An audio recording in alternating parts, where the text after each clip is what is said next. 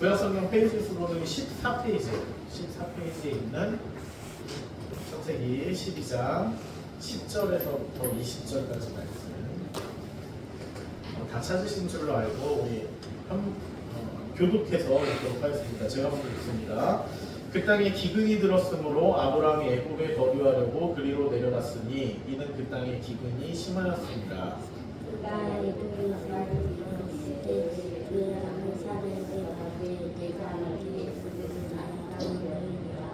애굽 사람이 그대를 볼 때에 이르기를 이는 그의 아내라 하여 나는 죽이고 그대는 살리리니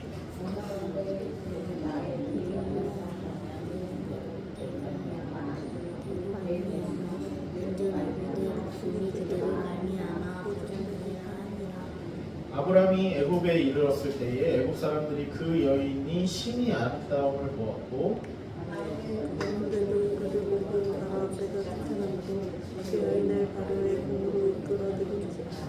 이에 바로가 그로 말미암아 아브라함을 후대함으로 아브라함이 양과 소와 우리와 암소나귀와 낙타를 얻었더라.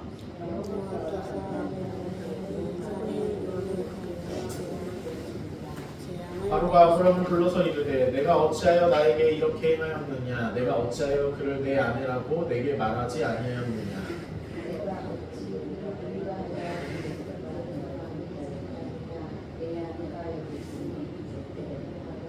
함께 있습니다. 바로가 사람들에게 그의 일을 명하매 그들이 그와 함께 그의 아내와 그의 모든 소유를 보내었더라. 아멘. 네. 하나님께서는 우르에 있는 아브라함에게 찾아가셔서 그를 부르시고 그리고 그에게 약속하셨습니다. 무엇을 약속하셨습니까?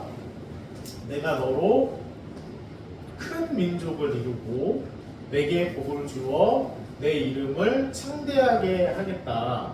그리고 너는 뭐가 될지라?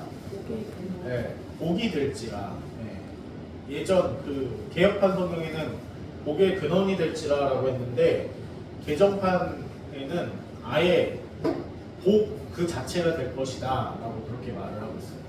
네, 그 말이 더 맞는 말이죠. 복이 될지라 라고 그렇게 약속하셨어요. 그런데 큰 민족을 이루고 라는 표현에서 큰 민족을 이룬다는 말이 의미하는 것이 뭘까요? 큰 민족, 네, 큰 민족을 이룬다는 것은 큰 가족 그리고 대가족을 이룬다는 그 말보다 더 크고 위대한 표현이라고 말할 수 있습니다. 그런데 그때 아브라함의 나이와 그리고 그의 자녀의 숫자가 몇 명이었을까요? 아브라함이 하나님의 약속을 붙잡고 떠났을 때 하란을 떠날 때의 나이가 75세였습니다. 사람의 일생에서 75세 정도면 어느 정도일까요? 이제 막 초등학교에 입학해서 꿈을 가질 나이일까요? 나는 대통령이 돼야지, 나는 과학자가 돼야지, 나는 우주 비행사가 돼야지 라는 그런 꿈을 가질 그런 나이인가요? 아니면은 이쁜 아내, 멋진 남편을 만나서 결혼할 나이일까요? 아니면 이제 뭐 직장이나 사업에서 사업을 꾸리고 일궈서 발전시켜서 사회에 정말 든든한 기둥 같은 그런 구성원으로서 살아갈 나이일까요? 모두 다 아니죠. 이제 75세라고 하면 나의 삶을 돌아보고 왜 그래요? 내가 살아온 날보다 살아갈 날이 아무래도 더 적기 때문이죠. 내가 살아온 날들을 돌아보고 그리고 그 남은 날을 하나님께 의지하며 하나님의 은혜 안에서 하루하루 살아갈 나이, 한마디로 할아버지로서 살아갈 나이라는 것입니다. 물론 족장시대 사람들의 수명은 오늘날 사람들보다 더 길게 살았죠. 하지만 아브라함과 사라의 나이가 자녀를 낳기에는 어려운 나이였다라고 말할 수가 있을 것입니다. 따라서 75세이거나 또는 그 이전의 나이인 아브라함에게 찾아오셔서 너는 복이 될 건데 큰 민족을 이루게 될 거야 라고 말씀하신 것은 이것은 거의 불가능한 일을 하시겠다라는 그런 말씀과도 같습니다. 이것은 아브라함에게 갈 바를 알지 못하고 목적지도 알려주지 않고 너는 너의 고향 친척과 아버지의 집을 떠나서 가라 라고 그렇게 말씀하신 것과 함께 인간의 상식으로는, 보통 사람들의 생각으로는 이해하기 어려운 그런 부르심이었다라는 거예요. 뿐만 아니라 그때 아브라함에게 자녀가 몇 명이었어요? 자녀가 있었습니까? 최소한 큰 민족을 이루게 하시겠다라고 그렇게 말씀하셨는데, 큰 민족을 이루려면 자녀 한두 명으로는 어림도 없죠. 큰 민족을 이루기 위해서는 후손이 계속해서 이어져야 합니다. 그러나 그때 아브라함에게는 자녀가 없었다라는 것이죠. 아들, 손자까지는 있어야 그 가족들이 또 자녀를 낳고 그 자녀들이 그 자녀들의 자녀들을 낳고 그 자녀들의 자녀들이 또 그 자녀를 낳고 계속해서 낳아야 민족까지는 아니더라도 어느 가문까지는 형성할 수 있겠죠. 그런데 그때 아브라함의 그 아들은 몇 명? 0명. 한 명도 없었다는 거죠. 사람의 눈으로 보면 하나님께서는 가장 가능성 없어 보이는 사람을 지금 찾아오신 거예요. 가장 가능성이 없는 사람을 택하신 것처럼 보입니다. 그래도 아들이 한 명이라도 있는 사람에게 찾아가셔서 너는 큰 민족을 이루고 복이 될 거야 라고 그렇게 말씀하셔도 이거는 쉽지 않은 문제인데, 하필이면 아들이 한 명도 없는 아브라함에게 찾아가셔서 그를 택하셔서 그에게 큰 민족을 이루고 내게 복을 주어 내 이름을 창대하게 하리니 너는 복이 될 거야 라고 그렇게 말씀하십니다. 그런데 그것도 나이라도 젊으면, 나이라도 어리면 나을 텐데 나이도 많은 몇 세예요? 지금 최소 75세. 하란을 떠날 때 나이가 75세였다. 그러면 지금은 하란을 떠나는가요? 떠나기 전인가요? 이야기상, 스토리상 하란을 떠난 후의 이야기죠. 그러면은 나이가 75세보다 많다, 적다? 많다. 나이가 지금 75세보다 많은 할아버지, 자녀도 없는 75세의 할아버지에게 큰 민족을 이루고 라는 말은 인간적으로는 도저히 가능해 보이지 않는 약속이라는 것입니다. 근데 놀라운 것은 그 앞에 표현이죠. 내가 너로 큰 민족을 이루고, 여기서 큰 민족을 이루고 라는 그 말 앞에 뭐가 있어요? 따라서 해봅시다. 내가 너로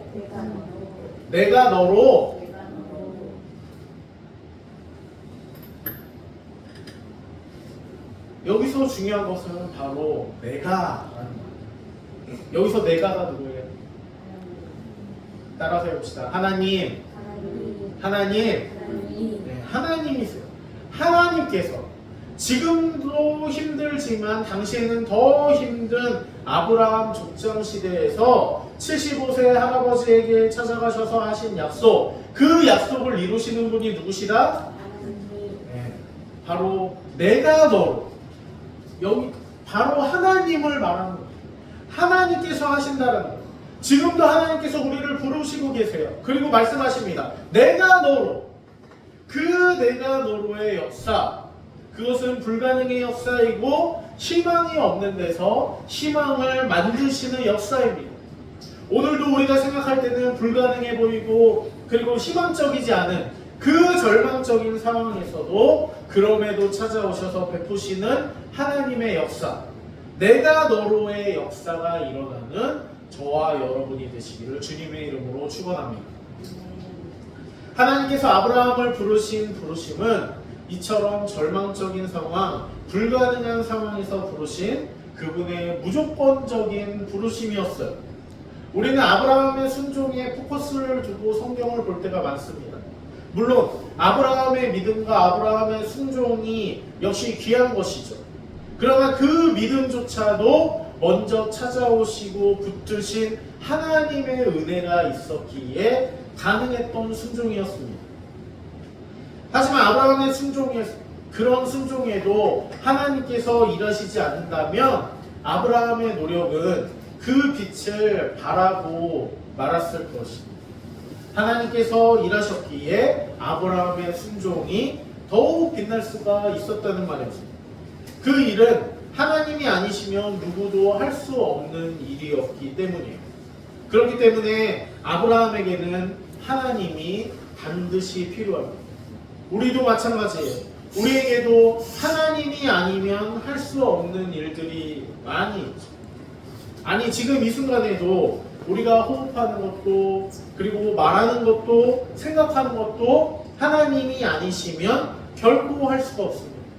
하나님께서 이 우주를 그의 손으로 붙드시지 않는다면 우주 안에 존재하는 우리가 당연하게 여기는 법칙, 어떤 원리, 질서도 유지될 수가 없고 불의의 사고가 끊임없이 일어나서 결국 지구는 멸망할 수밖에 없을 것이에요. 신실하신 하나님께서 우리를 신실하게 붙드시기 때문에 우리가 법칙이라는 그 이름 또는 공식 또는 이론이라는 그런 당연하게 믿고 생각할 수 있는 것들, 그런 것들이 존재할 수 있는 것입니다. 하나님께서 세상을 신실하게 붙들고 계시기 때문에 우리는 내일의 해가 뜰 것도 그리고 계절이 반복될 것도 당연하게 여기는 것입니다. 그러나 정작 우리는 그런 하나님을 쉽게 신뢰하지 못하죠. 그런데 이런 하나님에 비해서 우리가 얼마나 불신앙적인지 오늘 아브라함의 모습을 통해서 살펴보려고 합니다. 아브라함이 우르에서 살다가 하나님께서 부르셔서 가나안 땅으로 이주했고 그곳에 살다가 애굽으로 내려갑니다. 지금으로 말하면 우르가 이라크 지역인데 이라크에 살다가 가나안 땅인 팔레스타인, 이스라엘 땅 그 지역이기도 한데 그 이스라엘 지역으로 왔다가 애굽인 이집트로 옮겨갔다고 말할 수 있을 거예요. 성경에서 애굽은 부정적인 곳으로 표현됩니다. 성경에서 애굽은 종종 하나님보다 세상의 힘을 의지하는 장소로 상징되기 때문입니다. 또한 애굽이 하나님의 백성을 억압하는 장소로도 자주 등장합니다. 대표적으로 출애굽기가 그렇죠. 출애굽은 애굽을 탈출한 기록을 말합니다. 하나님께서는 애굽을 탈출한 이스라엘 민족들에게 다시는 애굽으로 내려가지 말라고까지 그렇게 말씀을 하십니다. 아브라함은 애굽으로 옮겨갔는데 그 이유는 가나안 땅에 기근이 들었기 때문이에요. 가뭄이 들어서 먹을 것이 없고 그리고 음식을 구하려고 하다가 애굽에 먹을 것이 있다는 소문을 듣고 애굽으로 가게 된 것이죠. 그곳에서 아브라함은 이상한 행동을 합니다. 우리가 볼 때 매우 실망적인 그런 행동이죠. 그것은 바로 그 아내 사라를 자기의 아내가 아니라고 숨기고 그리고 아내가 아니라 여동생이다 라고 그렇게 사람들을 속인 것입니다. 우리 말씀 창세기 11절부터 16절까지 한번 다시 교독해서 읽어보겠습니다. 제가 읽습니다. 그가 애굽에 가까이 이르렀을 때에 그의 아내 사라에게 말하되 내가 알기에 그대는 아리따운 여인이라.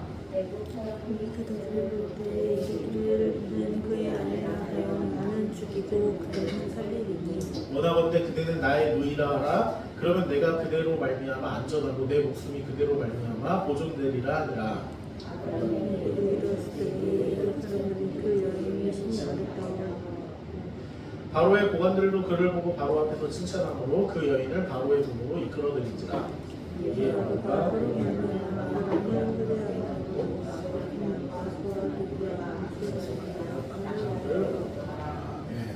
아브라함이 자신의 아내 사라가 아리따운 여인이었기 때문에 사람들에게 아내가 아니고 여동생이라고 속인 것이 나오죠. 고대에는 사회적 안전망이라는 것이 비교적 느슨했기 때문에 뭐냐면은 어떤 치안이나 그리고 법적인 어떤 그런 준수, 그래서 그로 인한 어떤 사회적 안정감이 드는 것이죠. 근데 그런 사회적 안전망이 느슨했기 때문에 한마디로 범죄가 쉽게 일어나고 자기의 몸은 어떤 제도나 법을 기대하기보다 자기가 지켜야 되는 그런 상황인 거예요. 그래서 사람들이 사라를 차지하기 위해서 아브라함을 죽이고 사라를 데려갈까봐, 사라를 아내 삼을까봐 사라를 여동생이라고 그렇게 한 것입니다.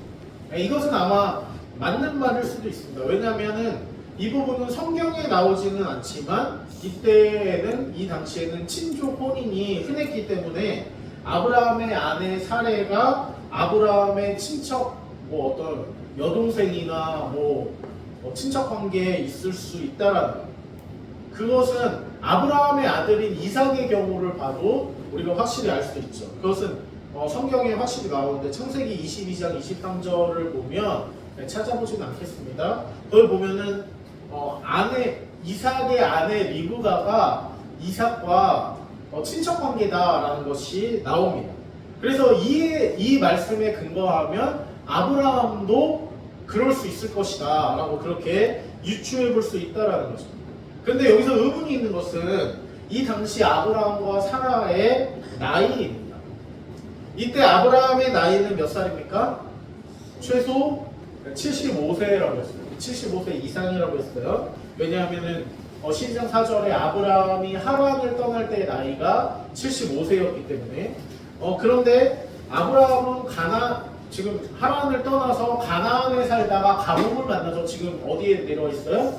애굽에 내려와 있는 상태죠. 그래서 그 이동간에 많은 세월이 흘렀을 것으로 추측할 수 있습니다.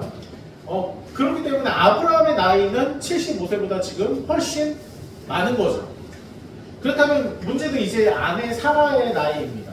성경에 보면 아브라함과 사라의 나이는 몇 살 차이가 난다고 기록되어 있을까요?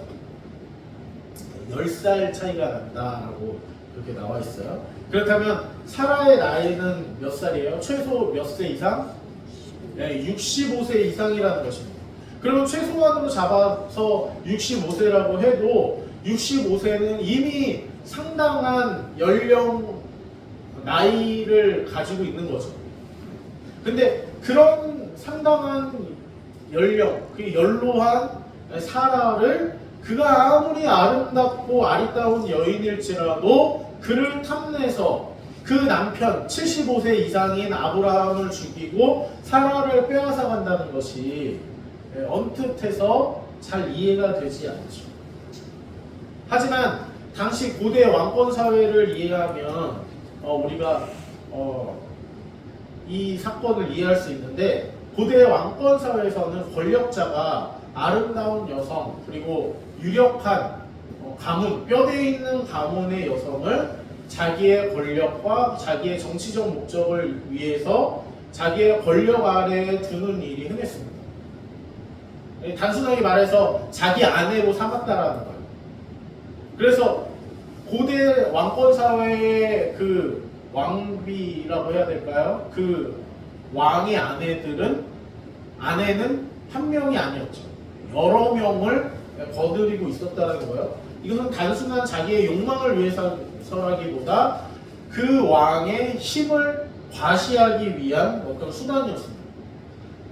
따라서 아브라함이 두려워했던 자신을 죽이고 사라를 빼앗길 걱정은 어떻게 보면 괜한 두려움이 아니었다라는 거예요. 그러나 이것은 하나님의 언약과 약속을 지키기 위한, 그 약속을 이루기 위한 중요한 사건이었습니다. 사라는 단순한 여인이 아니었기 때문에 바로 하나님께서 약속하신 그 자손, 그리고 그 자손으로 인해서 큰 민족을 이룰 그 큰 민족의 어머니였기 때문입니다. 그래서 사레의 이름의 뜻은 뭘까요? 사레의 이름의 뜻은, 사레가 나중에 또 사라로 이름이 바뀌죠. 그래서 사레의 이름의 뜻은 나의 공주, 나의 귀부인이라는 뜻이에요. 그런데 그 이름이 나중에 이제 바뀌게 될 사라의 이름은 단순히 나만의 공주가 아닌 여러 민족의 공주 또는 보편적인 공주라는 의미로 변화됩니다. 그래서 이름이 사라로 변화되는 거예요. 아브라함이 아브라함으로 변화된 것과 같은 그런 의미다라고 볼 수 있어요. 하나님께서는 아브라함에게 행하신 약속을 이루시기 위해서 사라를 지키시고 보호하셔서 친히 이 일에 개입하십니다. 17절 말씀 다시 한번 같이 읽어볼게요. 시작. 여호와께서 아브라함의 아내 사레의 일로 바로와 그 집에 큰 재앙을 내리시니. 하나님께서 바로에게 뭘 내리셨다고요? 네, 재앙인데 무슨 재앙? 네, 큰 재앙. 그로 인해서 바로는 아브라함과 그 아내 사라와 그 모든 소유를 내보내게 됩니다. 이 사건은 이후에 나타날 이스라엘 민족의 출애굽 사건과 같아요. 먼저 아브라함의 그 소규모의 작은 출애굽을 경험하고 아브라함의 수많은 자손들, 민족들을 이룰 이스라엘 백성들이 출애굽을 경험하는 것인데 그 기록을 적은 책이 창세기 이후에 나오는 출애굽기입니다. 그 이야기와 과정을 구조적으로 봐도 매우 유사한 것을 알 수가 있습니다. 아브라함이 애굽으로 내려간 것의 원인이 무엇이었습니까? 가나안 땅에 기근이 닥쳤기 때문이죠. 가뭄이 들었기 때문입니다. 야곱의 가족들이 애굽으로 내려간 것의 원인이 무엇입니까? 가나안 땅에 기근이 들었기 때문입니다. 아브라함의 가족들이 애굽으로 이주한 것처럼 야곱의 가족들도 모두 애굽으로 이주합니다. 사라의 아름다움으로 인해서 아브라함이 공경에 처한 것처럼 이스라엘 민족들도 애굽의 종살이 가운데 고통과 괴로움 가운데 놓이게 됩니다. 이때 하나님께서 사라의 일로 바로와 애굽에 큰 재앙을 내리신 것처럼 이스라엘 민족이 출애굽하는 그 상황에서 하나님께서는 애굽에 몇 가지 재앙을 내리시죠? 10가지 재앙을 내리시죠. 그리고 그들을 벌하십니다. 애굽을 벌하시는 것입니다. 아브라함은 애굽을 나올 때 그들 바로 왕이 준 많은 재물을 가지고 챙겨서 나옵니다. 이스라엘 민족들 또한 출애굽할 때에 애굽인들이 준 많은 재물들을 가지고 나오죠. 아브라함은 다시 가나안 땅으로 돌아오고 그리고 출애굽한 이스라엘 백성들도 광야에서 방황하다가 가나안 땅으로 다시 돌아오게 되죠.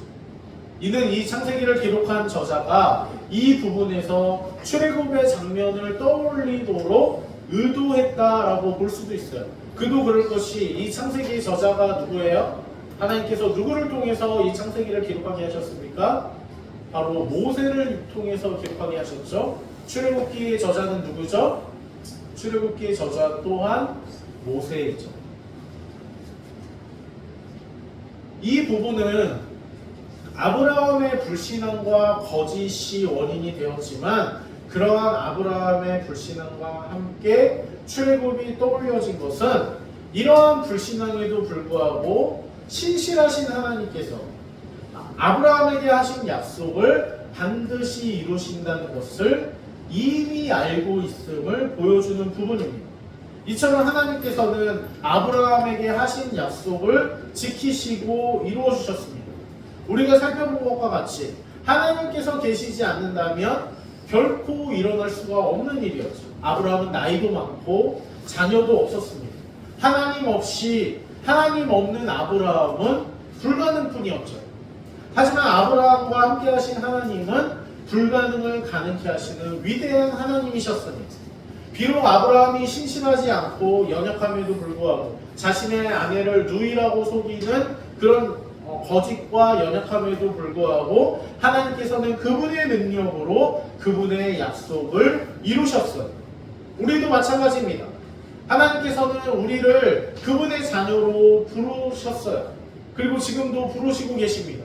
죄악 중에 있는 우리, 불신앙과 불순종으로 가득한 우리지만 우리를 위해서 십자가의 은혜를 베푸시고 우리를 그분의 백성으로 부르신 것입니다. 이제 우리는 영적인 아브라함의 자녀로서 아브라함의 유업을 이을 자로 아브라함이 받은 그 복을 함께 받을 자로 우리를 부르신 것입니다. 그런 우리에게 아브라함에게 하신 약속이 유효한 줄로 믿으시기를 바랍니다. 창세기 12장 2절 함께 읽어보겠습니다. 시작. 내가 너로 큰 민족을 이루고 내게 복을 주어 내 이름을 창대하게 하리니 너는 복이 될지라. 아멘. 네, 이것은 하나님께서 아브라함에게 하신 약속이지만 영적인 아브라함의 자손들인 우리에게 또 동일하게 하시는 말씀인 줄로 믿으시기를 바랍니다. 내가 너로 큰 민족을 이루고 내게 복을 주어 내 이름을 창대하게 하겠다. 너는 복이 될지라 라고 그렇게 말씀하시는 거예요. 우리는 그 말씀에 순종하기에 너무나도 연약하고 부족합니다. 우리가 가진 것들, 우리가 자신만을 보면 우리 안에는 아무것도 없는 것처럼 느껴져요. 그것을 행할 의지도 없고요, 능력도 없고요, 아무런 선한 것이 없다고 느껴집니다. 하지만 우리를 부르신 하나님이, 그 하나님께서 우리와 함께 하신다. 우리는 의롭고 위대해질 줄로 믿습니다. 우리가 위대하기 때문이 아니라, 우리가 의롭기 때문이 아니라 우리와 함께 하시는 하나님, 그분이 의롭고 위대하시기 때문입니다. 그 위대하신 하나님께서 우리의 연약함 속에서도 그분의 일을 이루어 가시며 우리에게 하신 약속을 이루시고 성취해 가실 것입니다. 오늘도 이 아침에 아브라함에게 복을 주시고 그를 창대하게 하신 하나님께서 우리를 부르시고 우리를 영적인 아브라함의 자녀로 그 복을 유업으로 받을 자로 부르시는 하나님의 약속의 말씀을 붙들고 오늘도 그리고 다가온 새로운 한 주간도 말씀으로 그리고 믿음으로 살아가시는 복된 하나님의 백성 되시기를 주님의 이름으로 축복합니다. 아멘. 네, 우리 함께 찬양하겠습니다.